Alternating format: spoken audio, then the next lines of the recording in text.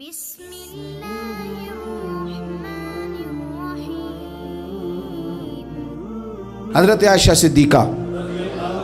رضی اللہ تعالیٰ عنہ فرماتی ہیں ایک عورت تھی اور اسے نبی پاک صلی اللہ تعالیٰ علیہ وسلم نے وہ کلمہ پڑھ کے مسلمان ہوئی، مدینہ طیبہ آ گئی تو حضور نے مسجد نبوی شریف میں اس کے لیے مکان، ایک سادہ سا کمرہ ساتھ مسجد کے بنوا دیا، وہیں رہنے لگی۔ اکثر وہ سیدہ طیبہ کے پاس آتی تو حضرت عائشہ صدیقہ رضی اللہ تعالیٰ عنہ فرماتی ہیں وہ بڑی باتیں سناتی اور آخر میں کہتی وہ ہار والا دن بھی بڑا عجیب دن تھا اور میرے رب کی قدرتوں کا دن تھا، وہ بھی بڑا عجیب دن تھا۔ سیدہ عائشہ صدیقہ رضی اللہ تعالیٰ عنہ ایک دن فرمانے لگی کہ تو ہار والے دن کا بڑا ذکر کرتی ہے، وہ کیا دن تھا؟ تو خاتون کہنے لگی اماں جی وہ دن تھا جب میرے رب پر بھروسہ اور مضبوط ہو گیا، جس دن میرا اپنے رب پر توکل اور بڑھا، میرے ایمان میں یقین میں اور پختگی آئی۔ کہنے لگی میں ایک گھر کی کنیز تھی، نوکرانی تھی، اس گھر میں ایک بچی تھی جس کے پاس سونے چاندی ہیرے جواہرات کا ہار تھا۔ اس زمانے میں چمڑے کے اوپر لوگ ہیرے جواہرات لگاتے تھے، کئی دفعہ سرخ رنگ کے چمڑے پہ لگائے جاتے تھے، وہ بچی پہنتی تھی تو کہتی ہوں بچی کے اس نے اتار کے رکھا یا اس سے گرا وہ ہار تو چیل اسے اٹھا کے لے گئی گوشت سمجھ کے اور میرے سامنے اٹھا کے لے گئی۔ گھر والوں نے مجھ سے پوچھا، یہ بخاری میں موجود ہے، گھر والوں نے پوچھا مجھ سے کہ وہ ہار کہاں ہے تو میں نے کہا چیل اٹھا کے لے گئی۔ گھر میں کچھ چوری ہو جائے تو سب سے پہلا الزام کس پہ لگتا ہے؟ ملازمین پہ۔ کہتے انہوں نے مجھے بڑا مارا، بڑی تکلیف تھی، حتیٰ کہ میری شرمگاہ تک کی تلاشی،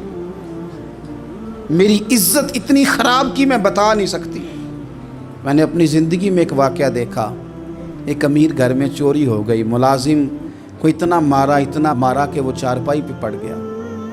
پولیس والوں سے اتنی مار پڑوائی گئی کہ وہ بیچارہ چارپائی پہ پڑ گیا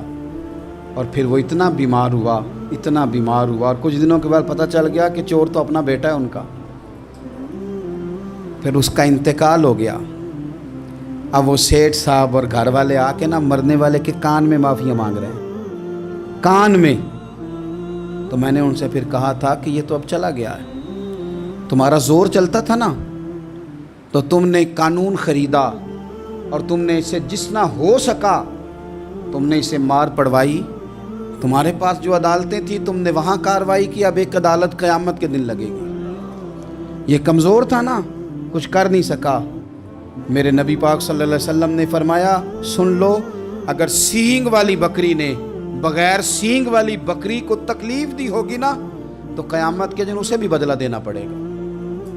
کہ تیرے پاس سینگ تھے اور تو نے اسے مارا تھا۔ وہ خاتون عرض کرتی ہے سیدہ عائشہ کی خدمت میں کہ مجھے بڑا مارا، مجھے تکلیف دی، میں کہہ رہی تھی کہ میرے سامنے چیل لے گئی ہے پر وہ نہیں مان رہے تھے، اماں جی انہوں نے مجھے بڑا مارا۔ حضرت عائشہ صدیقہ کہتی ہیں پھر کیا ہوا؟ کہنے لگی اماں جی جب کوئی میرا مددگار نہ رہا، مجھے تکلیف دے رہے تھے، رسوا کر رہے تھے، تو میں نے اپنے رب سے مدد چاہی، میرے رب کی طرف میں نے توجہ کی، میں نے کہا مالک اب تو ہی میرا مددگار ہے۔ کہتی ہے وہ مجھے مار رہے تھے تو وہ چیل جو ہار لے گئی تھی وہی لے کے واپس آ گئی اور ہمارے سروں کے قریب لا کے اس نے جب اس ہار کو پھینکا وہ مجھے چھوڑ کے سائیڈ پہ ہوئے، وہ میری بے گناہی جان گئے، لیکن آپ کو بتاؤں اس دن سے میرا اپنے رب پر یقین اور بڑھ گیا۔ مجھے سمجھ آ گئی کہ جب انسان پورا ٹوٹ جاتا ہے اور جب کوئی چاروں جانب اس کا مددگار نہیں ہوتا تو رب تو ہوتا ہے نا، اللہ تو اس کا مددگار ہوتا ہے نا،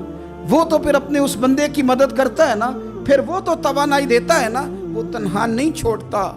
وہ تو آنسوؤں والوں کے آنسوؤں پہ بڑا کرم فرماتا ہے، وہ تو قسم پرسی میں آ جاتا ہے، اس کی رحمت بڑھ کے استقبال کر لیتی ہے۔